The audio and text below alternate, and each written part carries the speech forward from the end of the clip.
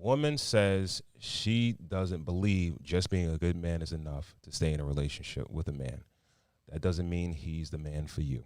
You gotta throw that out. Sometimes a woman can talk her out of a relationship. You can talk. We do that. Yes, we will talk. I'm gonna say something, and this might ruffle little feathers.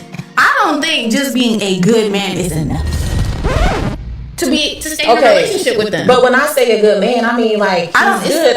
That means all around. That means himself, spiritually, mentally, physically. That's great. Healthily, but he's a good man. That doesn't mean that he's the man for you. And right. Maybe when you're going through these motions of getting to know him, you're realizing, okay, he's a great person, but honestly, I don't fuck with his humor. Like, he could be funny, but that's why a lot of modern women are getting 40 with 4 cats and no man, because he's a good man, but because he's not funny, you gotta throw that out. Sometimes a woman can. Let's start with your thoughts. What are your thoughts?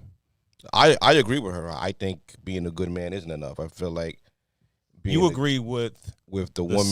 The second. Yeah. The woman who says being a good man isn't enough. I feel like being a good man is the baseline. You know, I feel like that gets you into the door. That, you know, that's the admission fee. You know what I mean? Now, what's extra, like what keeps people together is compatibility. You know, you got to have some common interest. Your goals have to be aligned. Your beliefs have to be aligned. Your principles have to be aligned, and you have to be able to entertain each other. When she says, like, yo, she wants a man to make her laugh, if she doesn't like the person that she's with, what does it matter if he's a good man or not? He's going to make it easier for him to get a second wife. I catch your drift. What about you, KB? What are your first thoughts? First thoughts is I honestly believe that a lot of women are living in denial nowadays. Is that a good way to say it? Living in denial.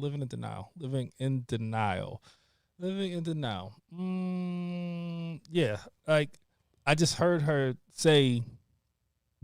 one woman say, the first lady, she said, yeah, like this is the problem with women nowadays. You're gonna be living with 4 cats and be by yourself for the rest of your life. That was actually her reaction to what the woman said when she said, well, what if he's not funny, or I don't like his sense of humor. Right. Yeah, she says to her, the thing about the cats. Right. And then she says to her, well, maybe that's what I want. No, you don't. Right. No, you don't. Yeah. Why rebut that with I want to live with 4 cats and be by myself for the rest of my life? That's not what you want. Like, and I feel like because people feel like that's a dig, right? It is a dig. It's a dig, but it's a dig. The cat lady trope.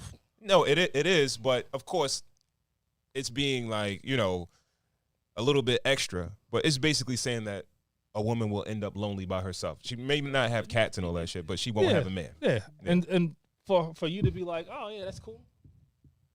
That's what I want. Yeah. That's not what the fuck you want. That's not what you want. You don't want that. You don't want that. So why would you say that's what you want? I really feel like nowadays, the younger generation is leading with just things that they see and not really anything that they really hold dear to them. Like, if you want something, say that you want that. I want to have 3 kids in a picket fence house and whatever have you. There's nothing corny about that. But I feel like with social media, it's placed a system of judgment. So when you say something, someone is coming back to you and saying, oh, that shit is whack. Or that shit is corny. Like, why would you want that? Nobody is really truly genuine. Yeah, and that's what I got from that. Could we speak in extremes on YouTube? YouTube is a game of extremes. You say something extreme, I say something extreme, and then we kind of meet in the middle. Like, so IG, she goes from, yo, TikTok, dude is corny to you're gonna be a cat lady. two extremes, you know. Yeah, yeah. So that's where her rebuttal was probably like, yo, okay, like I'll take that, you know what I mean? But yeah, I don't know. I think the fear of settling for a boring man is I think it's real for some women. You know what I mean? I it's think real for my wife. I'm boring as hell. So what? Some people don't want to get married twice. Some people want to get married once and get over. So they want to make sure they make the right decision. I get it. Ronco, I'm dying to hear what you got to say about this. Okay. I think you agree with me. I don't think so. I don't think so because I think there's a mentality of, and there's nothing wrong with this. I'm not saying there's anything wrong with it. It's a mentality of, I want it all. I believe I could have it all. So until I have it all, hashtag never settle, right? And I think what KB said, it resonated with me because I'm like, women, I think previous generations of women, they didn't think like that, right? These days you won't hear a woman say, my goal is to have XYZ amount of kids and get married. Like that's not prioritized.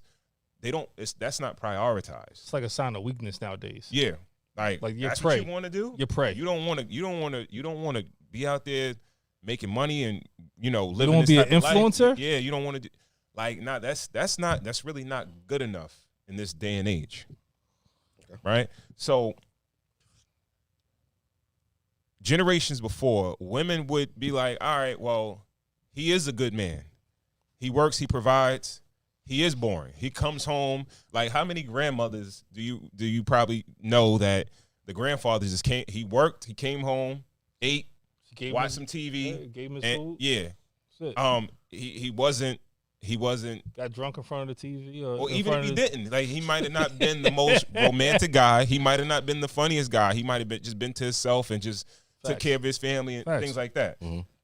And I could hear a woman right now like, well, that woman suffered. She suffered because she didn't get what she wanted. She's traumatized. She's traumatized. That was before Instagram. That was pre-Instagram. She didn't know that the world was bigger than her neighborhood. Whoa, she didn't know. What?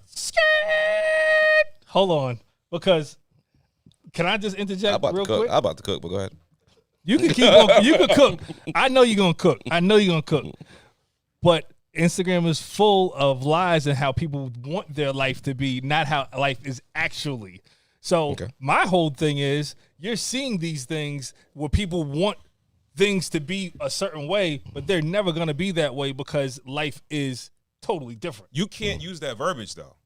Like you will come off as a hater, a pessimist, just like that energy is not accepted in this world. Andrew Tate. You can't say no, never. It won't be that way. You can't everything is on the table. We live in a society where everything is on the table. You should be able to have your cake and eat it too. That's what cake is for. Yeah.